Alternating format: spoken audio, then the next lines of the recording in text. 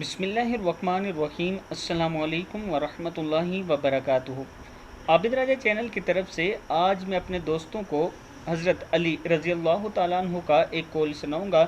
اس سے پہلے میں اپنے تمام دوستوں سے گزارش کروں گا کہ اگر آپ نے ابھی تک میرے چینل عابد راجہ کو سبسکرائب نہیں کیا تو ضرور کر لیں۔ اس ویڈیو کو آپ نے آگے ضرور شیئر کرنا ہے۔ تو شروع کرتے ہیں۔ بسم اللہ الرحمن الرحیم۔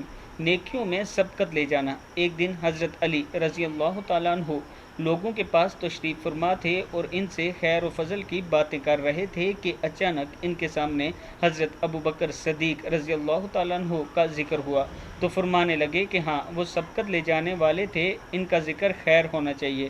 وہ سبقت لے جانے والے تھے، ان کا ذکر خیر ہونا چاہیے۔ پھر فرمایا کہ اس ذات کی قسم جس کے قبضہ قدرت میں میری جان ہے، جب بھی کسی نیک کام میں ہماری مسابقہ یعنی مقابلہ ہوا تو وہ ہم پر سبقت لے گے۔ کتاب کا حوالہ یہ موجود ہے۔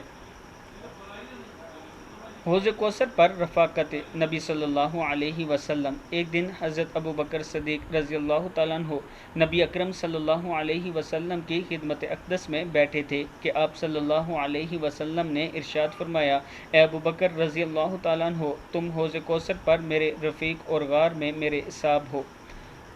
یہ حضرت ابو بکر صدیق رضی اللہ تعالیٰ عنہ کی شان ہے۔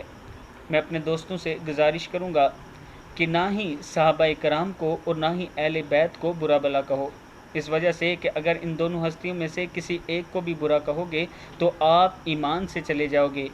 ان کے لیے ہمیشہ اچھی بات کہا کرو اور ان کے فضائل لوگوں تک پہنچایا کرو۔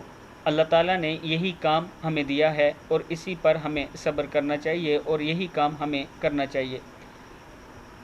اس کے ساتھ میں اپنے دوستوں سے ایک چھوٹی سی ریکویسٹ کروں گا کہ میرا دوسرا چینل حالات ٹی وی کے نام سے تھا جو بلاک ہو چکا ہے۔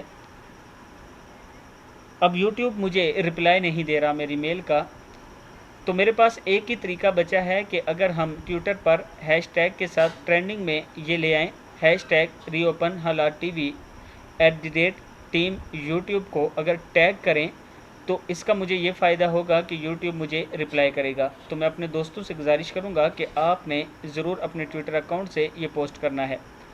اس کے ساتھ اس ویڈیو کو بھی آپ دوستوں نے آگے ضرور شیئر کرنا ہے۔ السلام علیکم ورحمۃ اللہ وبرکاتہ۔